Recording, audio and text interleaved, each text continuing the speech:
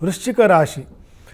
ಸದ್ಯಕ್ಕೆ ವೃಶ್ಚಿಕ ರಾಶಿಗೆ ಕುಜನೇ ಬಾಧಾಕಾರಿಯಾಗಿದ್ದು ಅನಾರೋಗ್ಯ, ಕೌಟುಂಬಿಕ ಸಮಸ್ಯೆಗಳು, ಕಲಹಗಳು ಸ್ವಲ್ಪ ಜಾಸ್ತಿ ಆಗ್ತಕ್ಕಂಥ ಸಮಯ ವೃಶ್ಚಿಕ ರಾಶಿಯವರಿಗೆ. ಹಾಗಾಗಿ ಮತ್ತು ರಕ್ತದೊತ್ತಡ, ಬ್ಲಡ್ ಪ್ರೆಷರ್ ಆಗಲಿ, ಮತ್ತು ಪಿತ್ತದೋಷ, ಬಾಡಿ ಹೀಟ್ ಆಗ್ತಕ್ಕಂಥದ್ದು, ಮತ್ತು ಶ್ಲೇಷ್ಮ ಅಂದರೆ ಕಫ ಕಟ್ತಕ್ಕಂಥ ಪರಿಸ್ಥಿತಿಗಳು, ಅದರಿಂದ ದಮ್ಮು ಕಟ್ತಕ್ಕಂತಹ ರೋಗಗಳು, ಇದೆಲ್ಲ ಸ್ವಲ್ಪ ಜಾಸ್ತಿ ಆಗ್ತಕ್ಕಂಥ ಸಂದರ್ಭ ಕುಜನು ಆಗಿದ್ದಾಗ.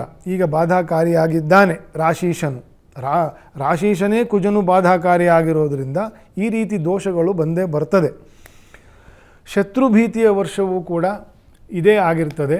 ಯಾಕಂದರೆ ಷಷ್ಠಪತಿಗೆ ಚತುರ್ಥದಲ್ಲಿ ಶನಿ ಇದ್ದು ಈಗ ಪಂಚಮಕ್ಕೆ ಹೋಗ್ತಾನೆ.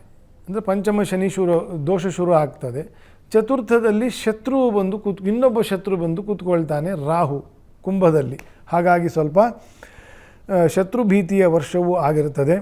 ಶ್ರೀ ದುರ್ಗಾ ಹೋಮ, ದುರ್ಗಾದೇವಿಗೆ ಅಭಿಷೇಕ ಸೇವೆ, ನರಸಿಂಹದೇವರಿಗೆ ಪಾಯಸ ಹೋಮ, ಸುಬ್ರಹ್ಮಣ್ಯ ದೇವರಿಗೆ ತುಪ್ಪದ ಅಭಿಷೇಕ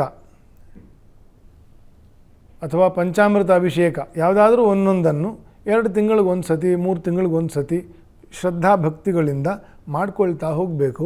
ವೃಶ್ಚಿಕ ರಾಶಿಯವರು ಒಳ್ಳೆಯದಾಗ್ತದೆ. ಅಥವಾ ಈ ಕುಜನ ಬಾಧೆಯು ಪರಿಹಾರ ಆಗ್ತದೆ. ಧನುರ್ರಾಶಿ.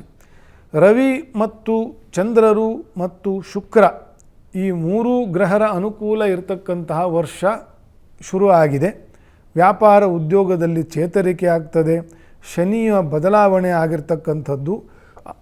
ಆಗ್ತಕ್ಕಂಥದ್ದು ನಿಮ್ಮ ಸ್ಥಾನಮಾನಗಳ ಮೇಲೂ ಕೂಡ ಅದರ ಪರಿಣಾಮ ಉಂಟಾಗ್ತದೆ.